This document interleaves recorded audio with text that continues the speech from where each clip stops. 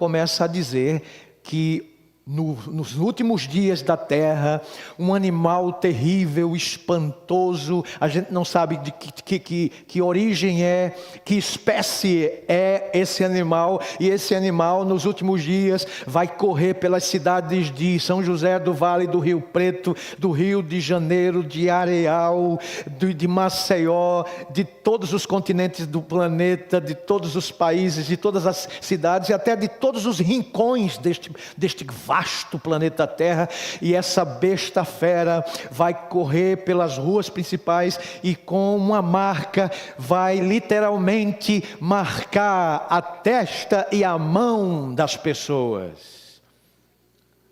Já vou dar um spoiler, não tem nada disso nas Escrituras. Já que falei de tecnologia, aí tem outros que dizem assim, que a marca da besta vai ser implantada sob a pele, através de um chip especial. Você tem celular tem chip. Você tem cartão de débito ou cartão de crédito, cartão de débito e cartão de crédito tem chip. Pois é, os viajantes da vida aí, os interesseiros ao aprender as Escrituras, e às vezes estudam-nas de forma contrária às Escrituras Sagradas, conforme a fidelidade que a gente tem que ter, a honestidade, com a inspirada palavra. Há os navegantes aí que dizem que o sinal, ou a marca da besta, ou o selo da besta, como queiram dizer, é um chip que vai ser implantado. Não tem nada disso na Bíblia também. Isso é tudo conversa fiada. Pessoas que não têm o que fazer começam a inventar coisas.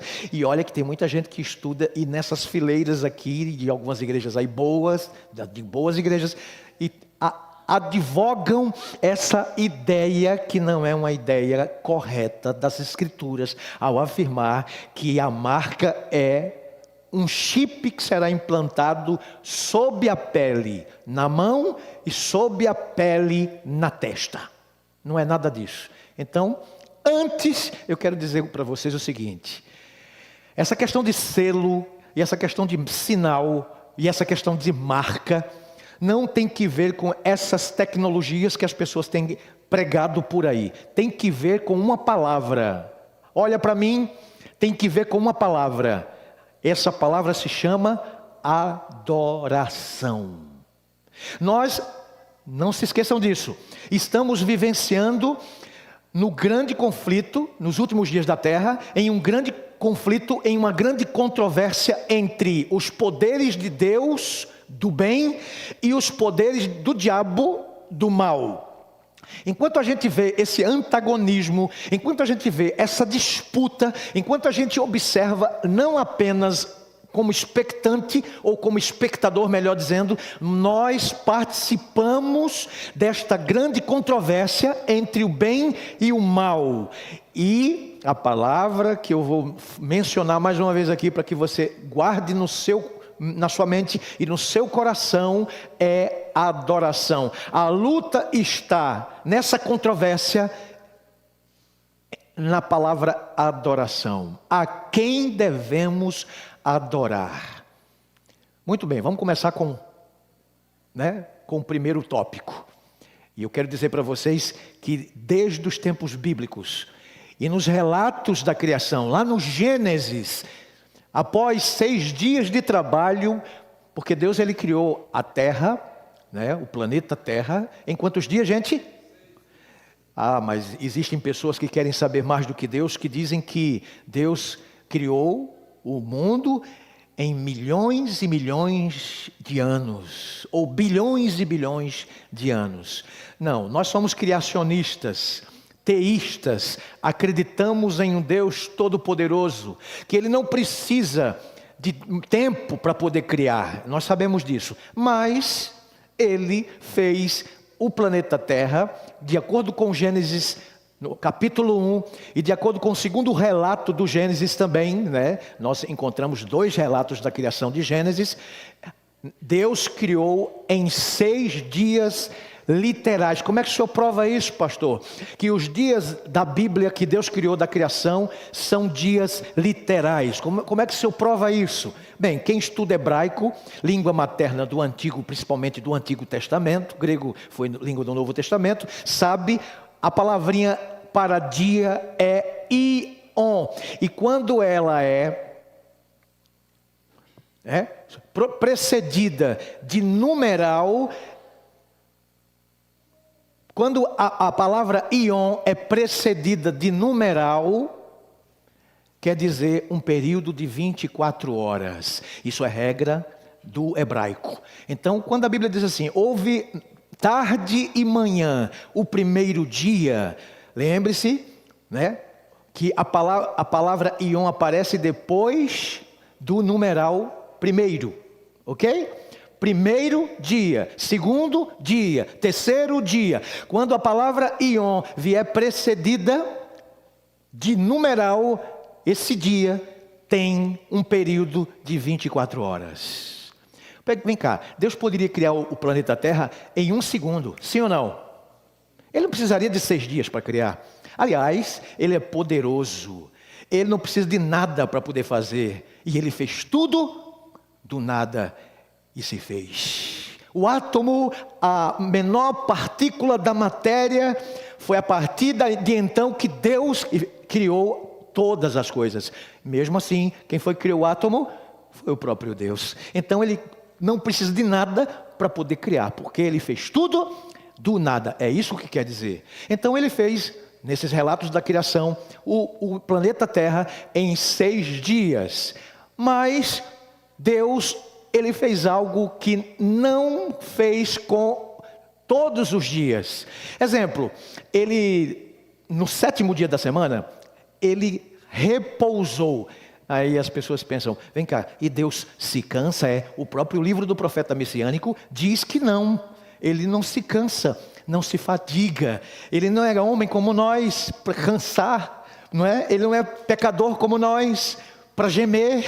Então, na verdade, Ele fez 3 coisas com o 7º dia. Depois de ter criado tudo, terminou no 6º dia a sua criação. O primeiro dia Ele fez o quê? Ele fez a luz. Segundo dia a terra. O terceiro dia a vegetação. No 4º dia os astros. No 5º dia os animais para nadarem e para voarem. E no 7º dia no 6º dia Ele fez os animais domésticos, no 6º, e os animais selváticos, e lá pertinho de terminar o 6º dia, Ele fez o homem do pó da terra. Depois fez a sua companheira da costela deste homem. Aí a Bíblia diz, e viu Deus que era muito bom, depois de ter criado a mulher companheira do Adão, homem.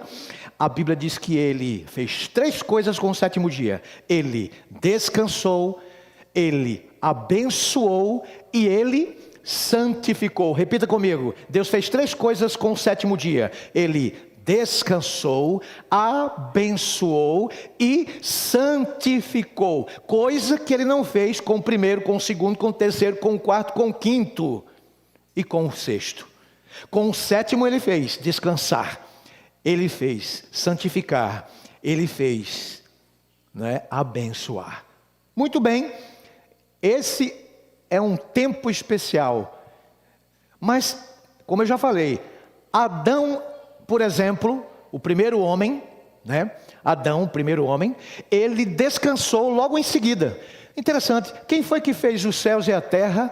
Quem foi que fez o planeta Terra em 6 dias? Foi Adão? Foi Eva? Ou foi o próprio Deus? O próprio Deus. A Bíblia diz que Deus não precisa mais descansou, abençoou e santificou. No finalzinho da tarde, Deus criou o primeiro casal. Então eles, recém-formados do pó da terra, Adão do pó da terra e Eva deste refinado, da costela, eles recém-criados por Deus, a Bíblia diz que eles tiveram que descansar também, porque Deus descansou. Mas eles descansaram de quê? Qual foi o cansaço? Qual foi a obra que Adão e Eva fizeram para descansar? Nenhuma. Então, com esse texto, a gente já aprende, Gênesis 2, o relato da criação, Gênesis 5 também, nós aprendemos que Deus Ele criou o sábado não apenas com o objetivo de descanso físico, porque Deus não precisava de descanso físico. Adão e Eva também não se cansaram, mesmo assim aproveitaram a oportunidade que Deus estava dando para eles e eles descansaram no 7º dia da semana. O sábado foi criado por Deus, no 6º dia descansou no 7º, na semana da criação. Primeiro 7º dia da semana, Deus descansou. Isso aconteceu também com os patriarcas depois, claro, depois de Adão. Mas veja só, Adão, que foi o primeiro, ele descansou. E no tempo de Adão, nós aprendemos algo interessante, que Deus fez com que Adão pudesse entender o verdadeiro significado do descanso sabático. Pastor, já vem com essa história de sábado, pastor? Não, eu não quero dizer que venho com essa história de sábado. É porque o mundo está tão rebelde, o mundo se esqueceu do mandamento maravilhoso de Deus, e eles começam a entender, começam até a tentar argumentar que hoje não se precisa mais obedecer esse mandamento do sábado, porque vivemos em outra época, porque era a época do Antigo Testamento. Vamos lá, Adão teve o privilégio de guardar o sábado com sua companheira, né, com seus descendentes, né, e principalmente logo no início, ainda o pecado não havia entrado no planeta e Adão guardou o sábado.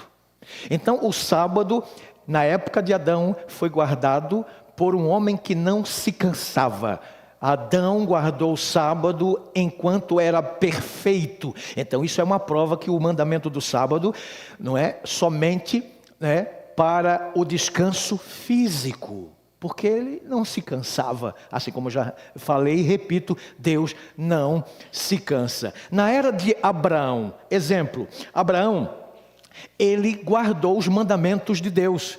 E Abraão, de fato, conforme Gênesis capítulo 26, verso 5, diz assim, ó: porque Abraão obedeceu a minha voz e guardou os meus mandamentos, os meus preceitos, os meus estatutos e as minhas leis. Quem diz que Abraão não guardou o sábado é mentiroso, viu? Porque Abraão guardou os mandamentos de Deus. E o sábado faz parte dos mandamentos de Deus antes mesmo de estes mandamentos serem promulgados oficialmente em tábuas de pedra na época de outro profeta. Lembre-se disso. Então Adão, ele já guardava, e a forma dele guardar, obedecer a Deus, aos mandamentos de Deus, era com a ordenança de Deus ao dizer para os dois: não coma deste fruto, porque isso foi na minha primeira noite, hoje é a 5ª noite, né? Quinto domingo de esperança. Não coma desse fruto, porque se você comer, você certamente vai morrer. Então, a forma de obediência na época da perfeição era através de um simbolismo. Eles obedeciam à lei de Deus, que essa lei já era eterna. Sério, pastor? A lei de Deus já existia antes de existir no Sinai com Moisés? Sim, a prova é que Abraão é antes de Moisés, Adão é antes de Moisés, a era patriarcal, todos eles guardavam os mandamentos de Deus, sem que estes ainda fossem oficialmente, né, catalogados, organizados em 2 tábuas, né? Uma que se refere ao amor para com o Deus eterno e a outra ao amor para com o próximo, nosso irmão.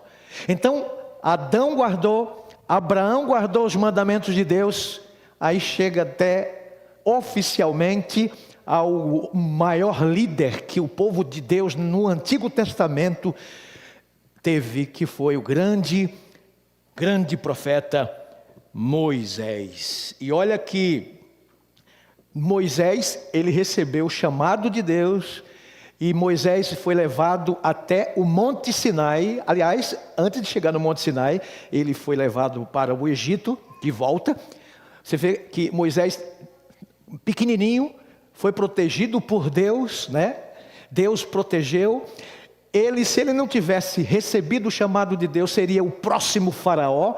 Aí Moisés, o que acontece? Ele sai do Egito com 40 anos de idade. E fica 40 anos no deserto, depois de ter saído do Egito. Durante esses 40 anos, Deus falou com Moisés, lá no deserto de Midian. Agora com 80 anos, Deus leva Moisés até o Monte Sinai e diz para Moisés: Moisés, você vai voltar para o Egito e vai libertar o meu povo.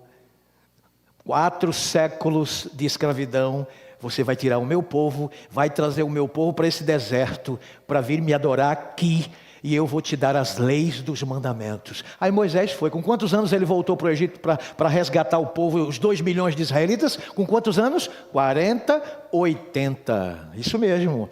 Com 80 anos, Moisés foi lá, com a poderosa mão do Senhor, libertou os milhões de israelitas cativos. Agora o povo vai, passa pelo meio do mar, a seco, vai até o monte lá em Midian, lá no deserto, no Monte Sinai, na península do Sinai, e recebe as tábuas dos 10 mandamentos. E por incrível que pareça, o 4º mandamento diz assim, lembra-te do dia de sábado para o santificar.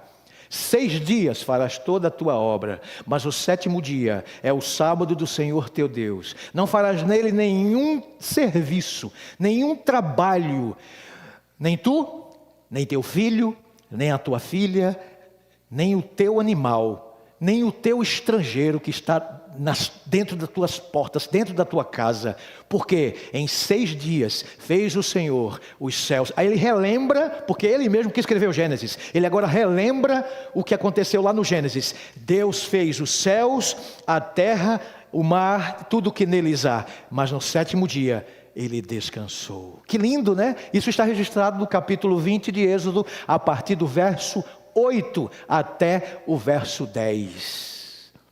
Irmãos, Moisés deu as leis de Deus para o povo. Interessante que a lei não é de Moisés, como muitos advogam.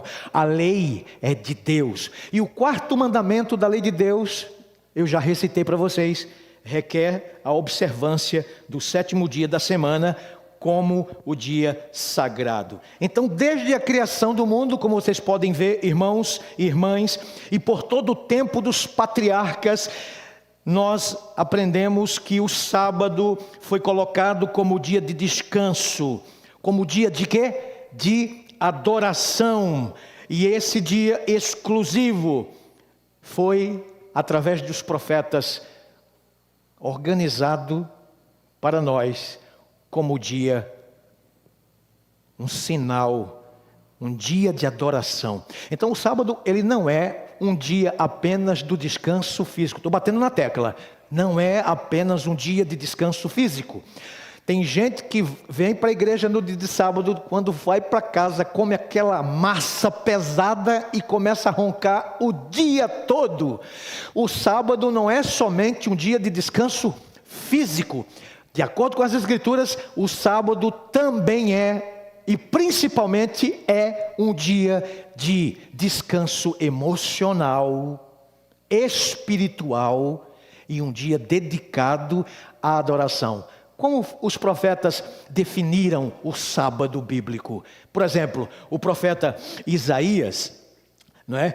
O profeta Isaías, o poderoso profeta Isaías, chegou a dizer nesse texto, no capítulo 58, a partir do verso 13, o seguinte, olha lá, está na tela: se desviares do sábado o teu pé, eu já estou nos profetas, e deixares de profanar o meu santo dia, se considerares o sábado um deleite e dia santo do Senhor. Gente, olha para cá, olha para cá. O dia de sábado não deve ser um dia triste. Um dia feliz ele é. Mas muitos pegam o dia de sábado e colocam um fardo tão grande, parecido com o fardo enorme que os fariseus, na época de Jesus, colocaram neste mandamento. Você vê que muitos fariseus, muitos judeus inventaram muitas leis para se observar o dia sagrado. Por conta disso, o sábado se tornou um dia enfadonho, um dia de fardo. E as pessoas até hoje tem gente que guarda o sábado, mas de forma errada. Vocês sabiam disso? Tem adventista, tem judeu, tem cristão que guarda o sábado de forma errada, como se o sábado fosse um dia de tristeza, um dia de fardo, e coloca-se, como eu repito, os fariseus colocaram no antigo Israel e na época de Jesus também. Então o dia de sábado é um dia santo, um dia de deleite, conforme a Bíblia. Voltemos ao texto.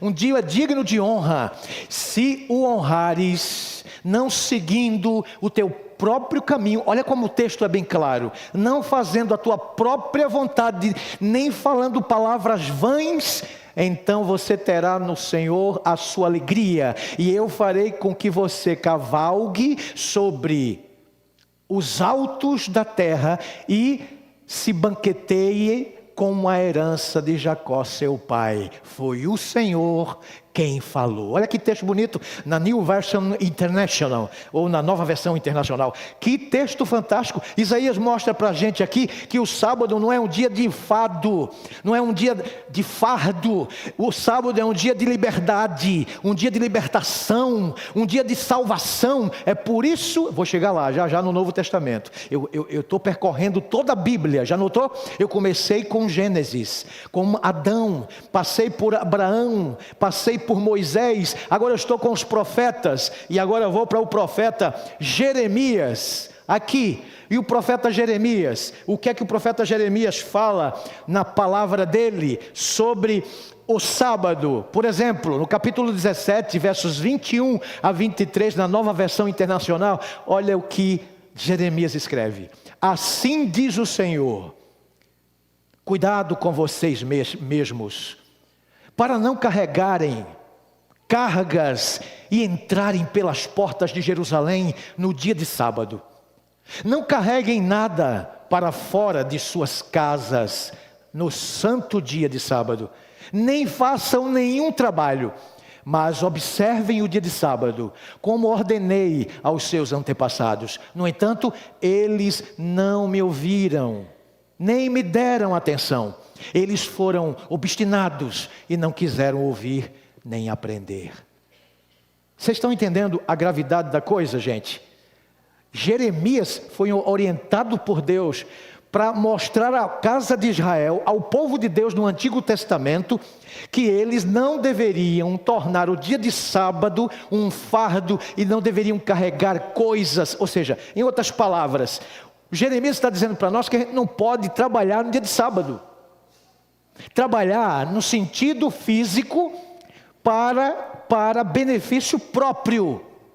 O trabalho que é ordenado pelo céu para ser realizado no dia de sábado não é o trabalho de carregar isso, de carregar aquilo, de estudar, de trabalhar para ganhar dinheiro. É esse tipo de trabalho que a Bíblia diz que a gente não deve realizar no dia de sábado. Ah, é, pastor? É isso que está escrito na Bíblia. Aí eu vou agora para Ezequiel. Vocês viram que Adão, Abraão, Moisés, Isaías, Jeremias, falando do sábado, e agora Ezequiel. Ezequiel foi o que chegou ao apogeu, vamos dizer assim, para mostrar para todos os filhos de Deus, né, que o sábado ele se tornaria algo muito especial. Olha o que é que diz lá em Ezequiel 20, verso 12. Daí a temática do estudo de hoje. Também lhes dei os meus sábados, como um sinal entre nós, para que soubessem que eu, o Senhor, os santifico. Pare aí e observe. Ezequiel mostra aqui, de acordo com o capítulo 20, verso 12, e também ele repete no versículo 20, as mesmas e parecidas palavras do verso 12, dizendo: guardem os meus sábados. Os sábados não são de Moisés. Os sábados não são dos judeus. Os sábados não são dos adventistas do sétimo dia. Os sábados são do Senhor, assim como todos os outros dias da semana. Mas neste dia, Ele fez diferente de todos os 6 demais. Ele abençoou, santificou e descansou. Aí Ezequiel diz: eu lhes dei os meus sábados, para que sirvam de sinal entre mim e vocês, para que vocês saibam que eu sou o Senhor que os santifica. Isso repete-se no capítulo 20 de Ezequiel, verso 20. Então, de acordo com esse texto, qual é o sinal de Deus, ou como alguns queiram mostrar com outra nomenclatura, o sinal, o selo de Deus, de acordo com a Bíblia, é o sábado. Passei por Moisés através de Adão, passei por Abraão, passei por Moisés, passei por Jeremias, passei por Isaías, passei por Ezequiel, agora eu vou para o Novo Testamento, porque tem uma turma que lê o texto, não entende o contexto e diz que o sábado não se deve mais ser obedecido, ou guardado melhor, por nós cristãos. Depois que Cristo veio, Ele veio e acabou com o sábado, ponto final, e Zé Fini. Não. Jesus várias vezes falou sobre o sábado nas Escrituras. E uma dessas menções está aí, Marcos. Jesus fala o seguinte: o sábado, ele foi feito por causa do homem, e não o homem por causa do sábado. E o interessante é que tem gente que não guarda o sábado e toma esse texto em evidência e coloca para dizer que a gente não precisa mais guardar, porque Jesus, ele fez o sábado por causa do homem e não o homem por causa do sábado. Dá para entender como as pessoas entendem a coisa? Como compreendem, fazem suas exegeses mirabolantes? Não, irmãos, esse texto está bem claro. Deus colocou o sábado para benefício do próprio ser humano. Deus, ele viu que a humanidade precisava repousar emocionalmente, fisicamente também, e também para que esse dia fosse um memorial, para que ele lembrasse de um Deus que criou tudo e todas as coisas e descansasse no sétimo dia, e também fosse um memorial da redenção, porque até na morte Jesus deu o exemplo. Na criação ele deu exemplo, descansou no sétimo dia. Na redenção ele deu o exemplo, ele foi sepultado na sexta e ficou o sábado inteiro repousando, de acordo com a Bíblia. Outro texto que não está mencionado no telão é o de Mateus, capítulo 12, verso 12, quando diz: Jesus, não vale muito mais um ser humano do que uma ovelha? Portanto, é lícito fazer o bem no dia de sábado. E deixa eu dizer uma coisa para vocês. Jesus, ele fez 3 coisas quando veio aqui na terra. Ele pregou como ninguém, não existe pregador como ele. Ele ensinou como ninguém, não existe professor como Jesus. E ele curou como ninguém, não existe médico como o médico dos médicos, chamado Jesus. E eu tenho certeza absoluta que dos milagres grandes, maravilhosos que Jesus operou, são mencionados na Bíblia 7 vezes, número da perfeição, que ele fez milagre no dia de sábado, de propósito. Asseguro a todos vocês que ele fez de propósito. Aí teve um dia lá que ele curou alguém no dia de sábado, e os fariseus queriam pegá-lo em uma contradição e começaram a criticar Jesus. O Senhor não é Deus, não é filho de Deus, coisa nenhuma, porque o Senhor não guarda o sábado. Uma das vezes que ele curou no dia de sábado foi aquele cego de nascença. Lembram da história? Eu até já preguei nesta igreja também. Mas, gente, em outro momento, alguém chegou para ele: você não é filho de Deus, coisa nenhuma, não é Deus, coisa nenhuma, porque não guarda o sábado, não é? Então você é um pecador. Não é lícito curar no dia de sábado. Isso, quem falava eram os fariseus, viu? Nessa época de século 21, o que mais tem no planeta Terra é fariseu. Concorda comigo ou não? E as pessoas chamam os adventistas do sétimo dia de fariseu porque guardam o sábado. Mas quem é que chamou Jesus de Beelzebu e demônio? Foram quem? Os fariseus. Por quê? Porque Jesus guardava o sábado da melhor forma e da forma verdadeira de se guardar. Então, se alguém chamar você de pecador porque você guarda o sábado, não fique triste. Porque Jesus foi chamado de demônio maioral porque guardava o sábado da forma correta. Aí sabe o que Jesus falou? Jesus disse assim, ó: meu pai trabalha até agora, isso no dia de sábado, e eu também trabalho. Irmãos, qual é o trabalho de Jesus no dia de sábado? Você sabe por que nós vivemos? Nós nos mantemos? Nós sobrevivemos? É por causa da misericórdia de Papai do céu. Eu só estou falando aqui, só estou respirando aqui, só estou formulando essas perguntas e esses argumentos, porque é Deus que está me mantendo vivo. Vocês têm dúvidas disso? Não. Então, se Jesus, se Deus, se o Espírito Santo, a divindade celestial, o triunvirato do bem, o trio eterno, parar de trabalhar no sábado, a gente não existe mais, porque Ele, não é o coração que bombeia sangue, não. Não é o oxigênio por si só que me dá poder para existir. É Deus que me mantém. É Deus que faz com que os meus órgãos funcionem de forma perfeita. É Deus que me faz crer nele e argumentar e ter ideias como a Bíblia ensina que a gente deve cumprir e guardar e ter. Entendeu? Então Jesus, ele faz o que é certo. Faz principalmente no sábado atos de misericórdia. E é correto fazer coisas boas no santo dia, principalmente no sétimo. Então eu vou fazer coisa má durante a semana toda e vou deixar só as coisas boas para fazer no sétimo dia. Eu não falei isso e não coloquem palavras na minha boca, meu irmão, minha irmã. Eu tenho que fazer o que é certo, o que é bom todos os dias. E principalmente no sétimo dia. Atos de bondade, de misericórdia. É para isso que serve o sábado. Alguém está morrendo, pastor, precisando urgentemente de uma medicação. Não vai comprar na farmácia porque é dia de sábado? Vai deixar o indivíduo morrer? Sai daí, legalista. Sai daí, fariseu. Isso é fariseu que pensa. Isso é legalista que pensa.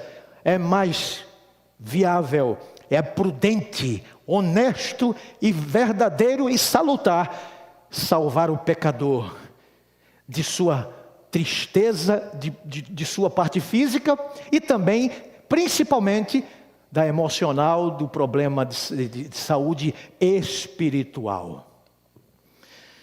Bem, falei desde os dias de Adão, dos patriarcas, Abraão, Moisés, Jeremias, Isaías, Ezequiel, no Antigo Testamento. Agora, no Novo Testamento, Jesus em nenhuma parte da Bíblia é contra o ensinamento da observância do sétimo dia da semana. Vamos terminar agora com a marca da besta. Se Ezequiel diz que o sinal da besta é um dia, ou melhor, se Ezequiel diz que o sinal da besta é um dia de guarda, mostrando para nós que a gente tem que adorar ao Criador, porque Ele criou. Você sabe que o selo, ele tem 3 características, né? Nome, o selo tem que ter um nome para ter autenticidade, ele tem que ter o território e ele tem que ter o cargo. Essas 3 características de um selo. E nós encontramos essas 3 características de um selo no mandamento do sábado, né?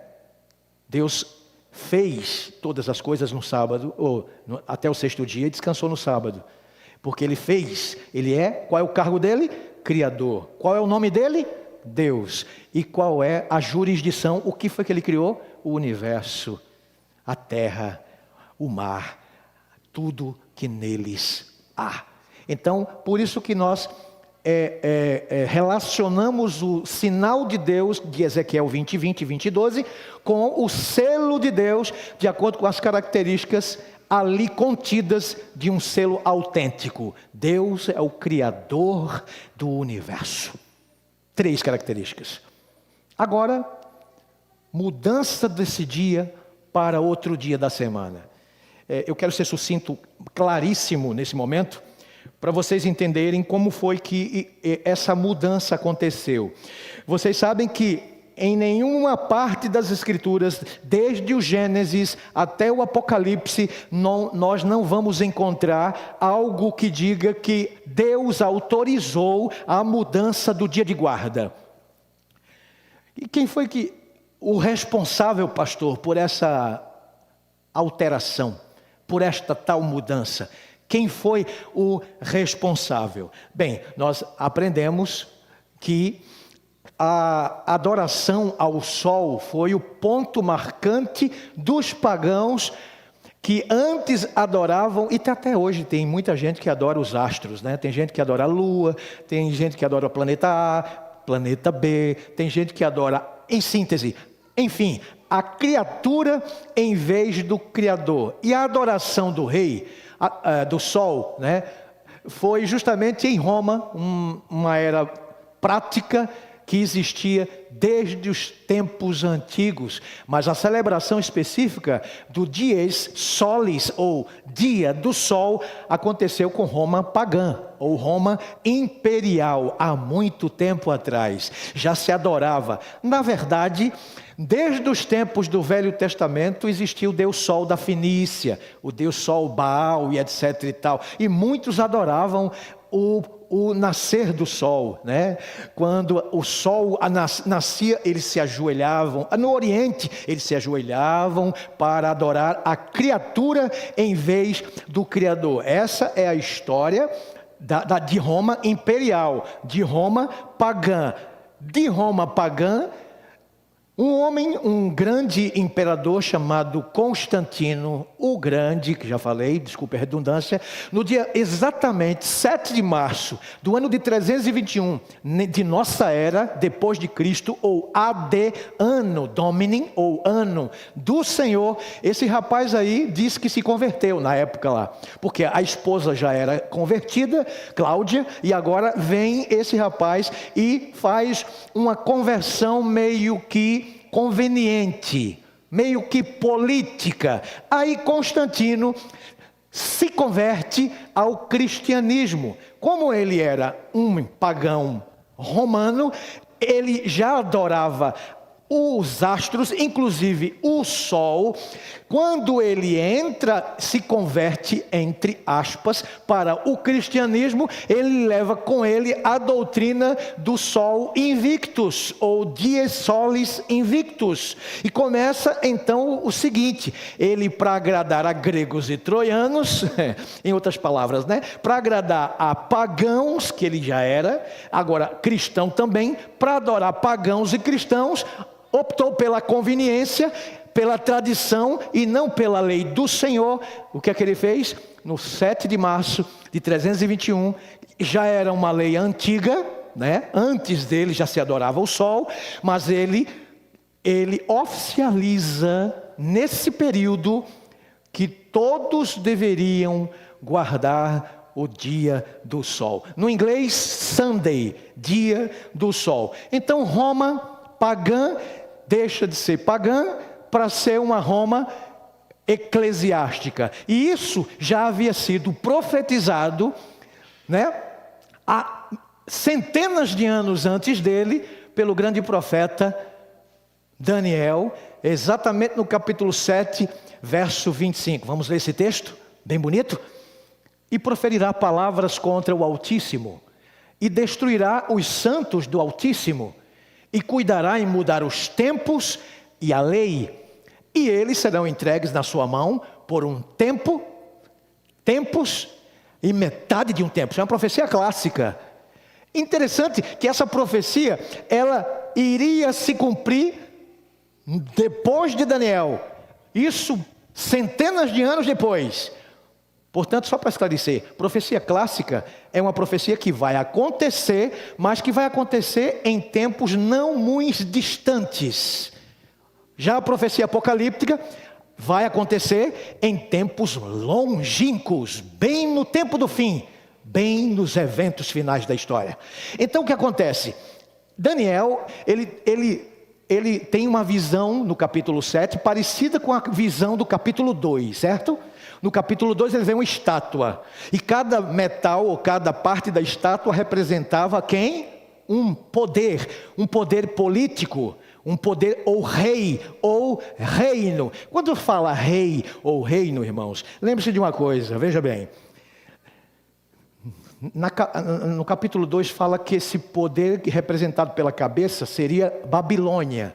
E sempre tem gente por trás, sempre tem ser humano por trás, ou um rei por trás. E esse ser humano, rei da época, era Nabucodonosor, que dominava o império, comandava o mundo, era a primeira potência mundial, Nabucodonosor. Isso demorou de 605 a.C. até 539 a.C., o reino da Babilônia. Aí, como se não bastasse, no capítulo 7, Deus manda a visão agora, esse sonho, para quem? Para o próprio Daniel. No capítulo 2, o sonho foi para o rei Nabucodonosor. No capítulo 7, foi a visão para o profeta. E essa visão era assim, 4 animais. O primeiro era um leão. O segundo era um urso. O terceiro era um leopardo. O quarto, animal terrível e espantoso. Se você ler o capítulo 7 inteiro de Daniel, você vai entender o que representavam esses animais. Estes animais são. A própria Bíblia interpreta-se a si mesma. Eu não posso interpretar o que ele já interpretou, o Espírito Santo. Então, cada animal, em profecia, animal representa o que, gente? Reino, reis. Reis, reino. Tem gente que faz uma confusão. Rei, tem que ser homem, tem que ser mulher. Reinos. Ok? Reinos. O animal número 1 lá, que era o leão, representava quem? Babilônia. O urso representava os medos e persas. O leopardo, a Grécia. O animal terrível e espantoso representava quem? Roma. Roma imperial, que durou um período de 168 a.C. até 476 depois de Cristo. Sabemos então, no diagrama profético, na tabelinha profética, que animal representa um poder, um reino que passou por esta terra. O Império Romano foi o quarto. Só que tem um detalhe: o Império Romano deixaria o seu poder, e até a história diz que no ano 476, Roma caiu, acabou Roma. Mas depois de Roma imperial, surgiria uma Roma diferente. Uma Roma diferente. Então só poderia ser uma Roma, em vez de somente política, seria acrescentado um poder religioso. Aí coloca-se então no capítulo 7, verso 25, essa ponta pequena, esse chifre pequeno que representa um poder religioso. Vocês entenderam agora? Chifre também representa reino, poder religioso. Esse poder religioso sairia de onde? Do grande Império Romano. Porque ele sai do terrível, espantoso animal do quarto. E esse quarto animal teria chifres, teria cabeças. E um chifre chamado pequeno faria o que com o povo de Deus? Perseguiria, destruiria, mataria os santos do Altíssimo. E cuidaria em fazer o que com a lei de Deus? Mudar, além de mudar os tempos, cuidaria esse poder eclesiástico, mudar a lei de Deus. E eu quero dizer para vocês que depois de Constantino ter se convertido, depois do Império Romano ter caído, Surgiu a Roma papal. Estou sendo bem claro aqui. Se talvez derrubarem um dia a live, talvez não vai derrubar não, porque ainda estamos em tempos fáceis. Então, se a gente está em tempo bom, então vamos falar com tanto amor. Mas eu quero dizer com tanto amor no meu coração, para ir para as últimas partes do sermão agora, que a Igreja Católica, ela tem um papel especial na profecia bíblica. E eu quero dizer com todo o carinho do meu coração aos meus irmãos católicos agora. Meus irmãos católicos, onde quer que vocês estejam me ouvindo, assistindo e adorando a Deus, o nosso único Deus, vocês não têm nada que ver com o que aconteceu com a história da igreja. Não tem nada que ver. Mas que Roma deixou de ser imperial para ser uma Roma eclesiástica. Aí surge a Igreja Católica. A Igreja Católica agora, que não é uma pessoa, é um sistema bem organizado e poderoso na terra. Essa igreja, esse poder papal, Roma papal, está mencionado aqui nas Escrituras como a ponta pequena de Daniel 7, é a mesma besta do capítulo 13 de Apocalipse. Eu vou lá para o capítulo 13 de Apocalipse e aparecem duas bestas no capítulo 13. Se vocês tiverem tempo, depois leiam os capítulos anteriores também. 12 e 11. No capítulo 11 fala de uma besta que vem do abismo. Essa é França, capítulo 11. Essa besta do capítulo 11 é França. As duas bestas do capítulo 13 são o papado e os Estados Unidos da América. Tá tudo bem claro. Enquanto a gente tem liberdade, a gente vai falar.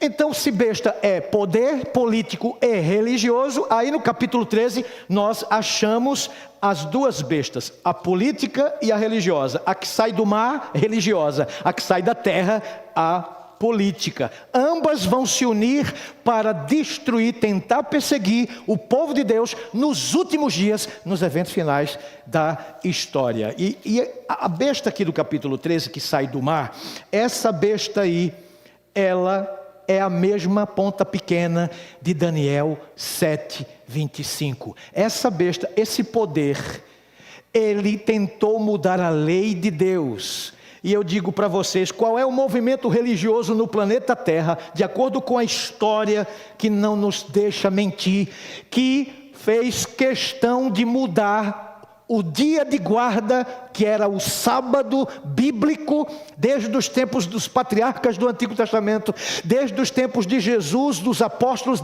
da Virgem Maria, da mãe de Jesus, desde os tempos bíblicos. Qual foi o movimento que conseguiu fazer a alteração, mudança do sábado para o domingo? Qual é o movimento religioso? Que não é a Igreja Católica. Me diga qual foi outro. Começando com o pagão Constantino convertido.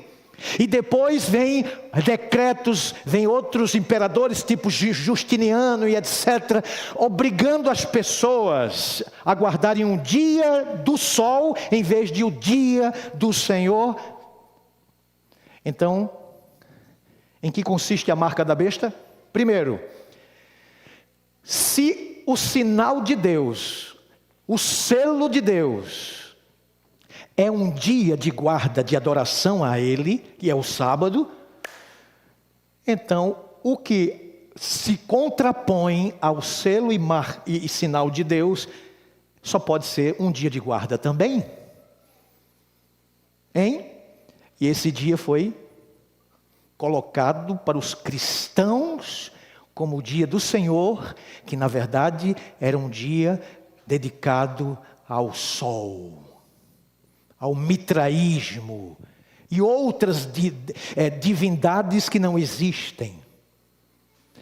Aí as pessoas vêm com as desculpas dizendo que o sábado era o dia do Senhor. Agora é o domingo, aí começam as desculpas. Ah, é domingo porque Jesus ressuscitou no dia do domingo. Ah, é domingo porque é o dia feriado para todos os cristãos. Mas quem inventou esse negócio não foi Deus, irmãos. Não está na Bíblia, está na tradição.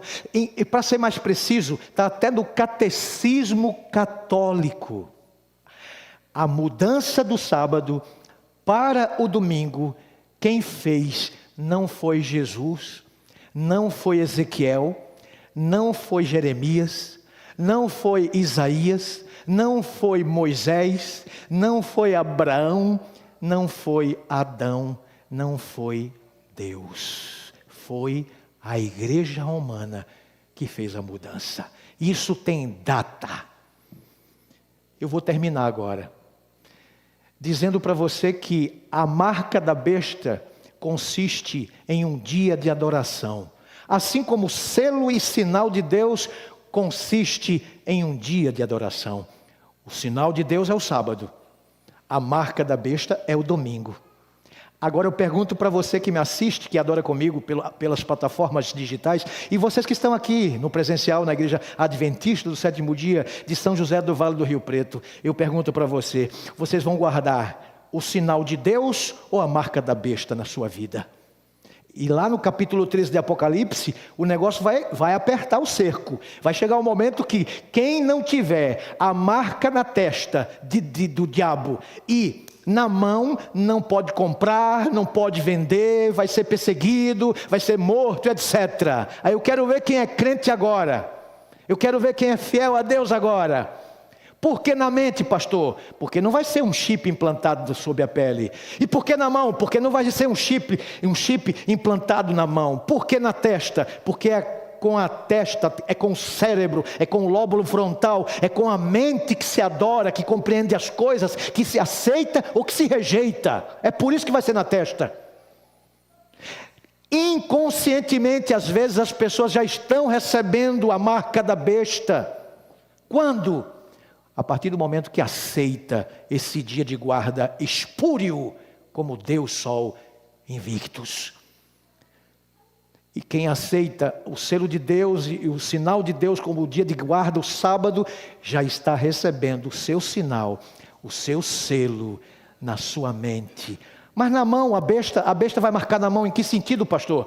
Porque mão é símbolo de trabalho, mão é símbolo de obra. Então, a gente que recebe a marca ou o sinal de Deus, a gente não trabalha no sábado. Mas quem receber a marca do diabo, da besta, vai ter que trabalhar no sábado e vai ter que repousar no dia espúrio que eles mudaram para o domingo. Eu termino com essa frase. É momento de decisão, de adorar a um ou ao outro. Não é essa de ficar no meio do caminho, em cima do muro, dividido com um pé dentro e um pé fora da igreja. Não, esse é o momento de decisão, meu irmão, minha irmã. Por quê? Não decidir é decidir não. Como assim? Não decidir, você já decidiu não. Não existe esse negócio de não decidir ao lado da verdade e ficar no meio do caminho, um pé lá e um pé cá. Porque não decidir, repito, é decidir não. Se você não decidir hoje, o mundo, o povo, a vida vai decidir por você. E olha só, os amigos vão decidir.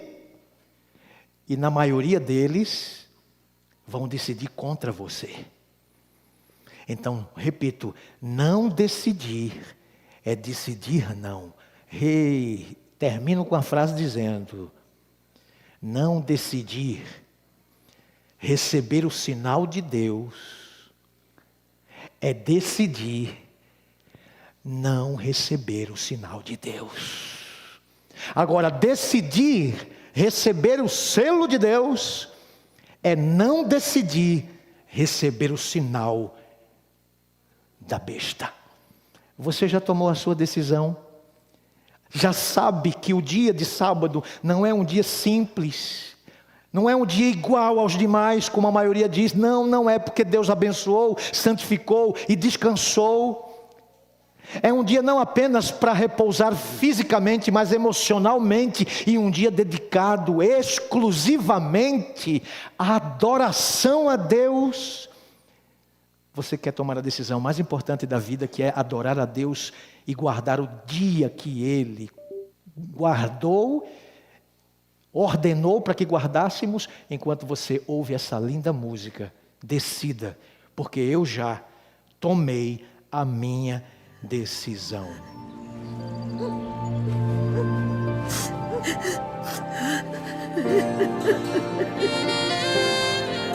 Lembre-se disso, mas não saia daqui sem ter tomado a melhor decisão da sua vida.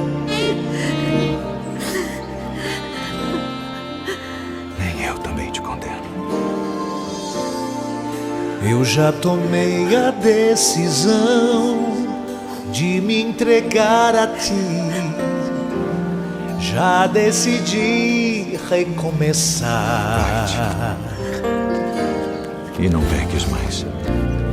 Mas estou preso ao meu viver, com tanta coisa pra fazer. Já não consigo mais tempo pra te ver. Eu queria ter um tempo, conversar contigo a sós.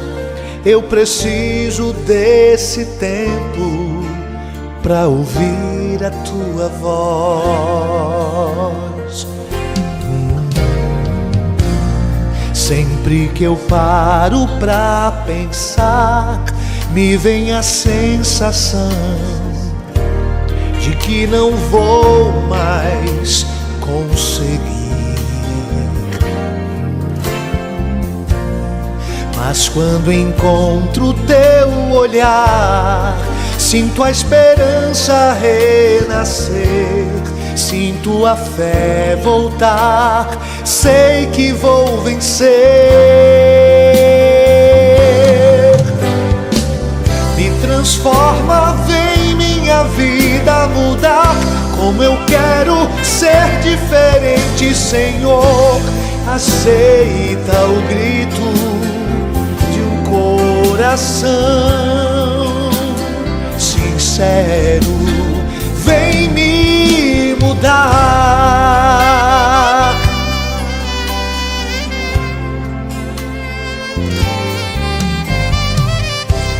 Sempre que eu paro pra pensar, me vem a sensação de que não vou mais conseguir. Mas quando encontro teu olhar, sinto a esperança renascer, sinto a fé voltar, sei que vou vencer.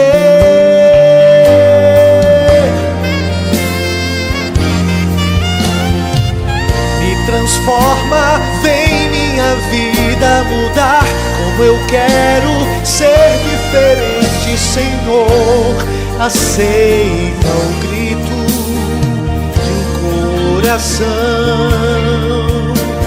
sincero, vem me mudar.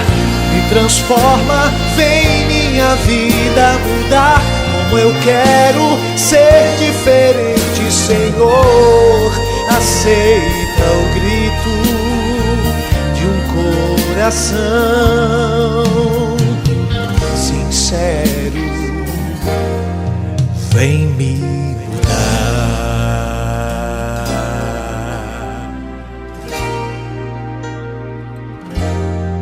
vem me mudar.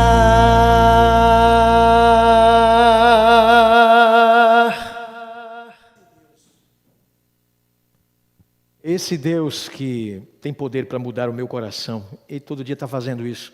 E Ele vai também mudar o seu.